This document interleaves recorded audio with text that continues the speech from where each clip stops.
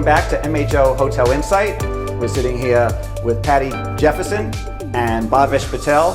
Bhavesh, I'd like to turn a question back to you. You were talking about legislative initiatives, and I know you've got a few that you're working on. Can you share with us what else you're working on legislatively? So Fred, one of the biggest things that we're working on for our New Jersey hotels is funding.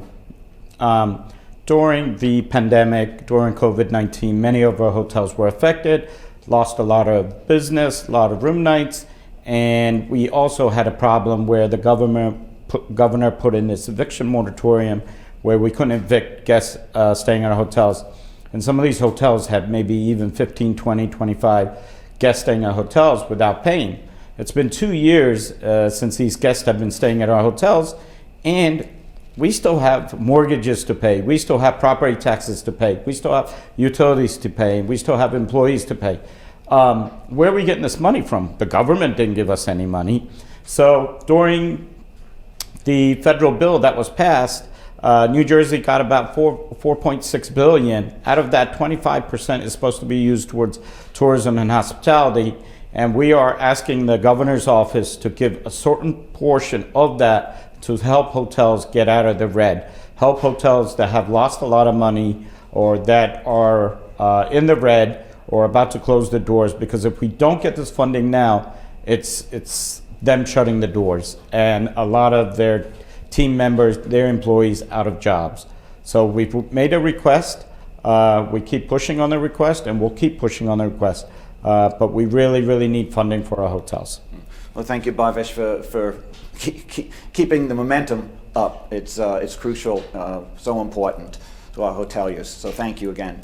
Let's turn back to Patty, of Chief Development Officer for Visual Matrix Property Management System. So let's say I own a 55-room hotel, Patty, and I'm exploring the property management systems out there. What would be kind of the rough cost for me to install your system? Yeah, so rough cost, it's hard because we have modules, right, that are optional in some cases, and then of course there's preferred pricing for brands and flags and things like that. But just average for 55-room hotels, probably roughly between $300, $375 a month. Okay. So with so many installs you have, I think there's 2,500 or so installs. Is that throughout the world or throughout the United States? That's throughout the world. Throughout the world. So 2,500.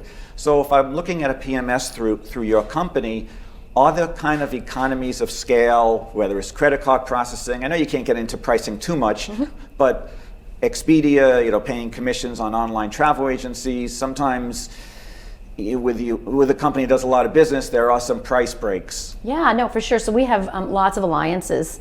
We have a partner ecosystem, and one of the things that we do with our partners is, as far as bringing them on, we're careful about who we bring on, and it's got to be the best of the best. But in doing that, they also help with the costs and to overcome some of the costs for depending on who it is, with channel managers and payment processors and booking engines.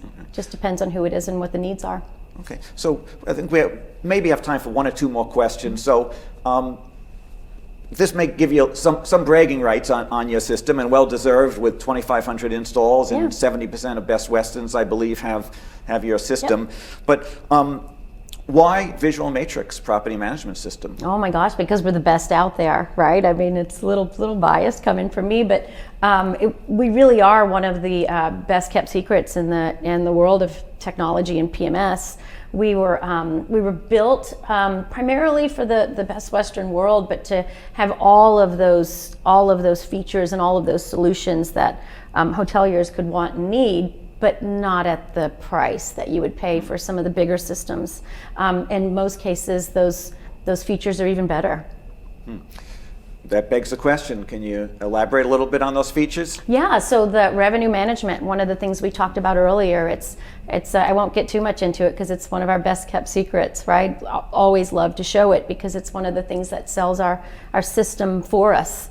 That we have housekeeping and guest texting, it's all part of our core. It's part of the low price. And then of course we have partners that allow for more robust features that fall in those lines as well. But Yeah, it's one of those things where if you give us a call and let us show you what it is we have. So is there a particular report So in real time or something that an owner would say, wow, this is a report that arrivals, departures, Yeah. no-shows, cancellations, those type of reports that So help? our reporting features go across every department of the hotel.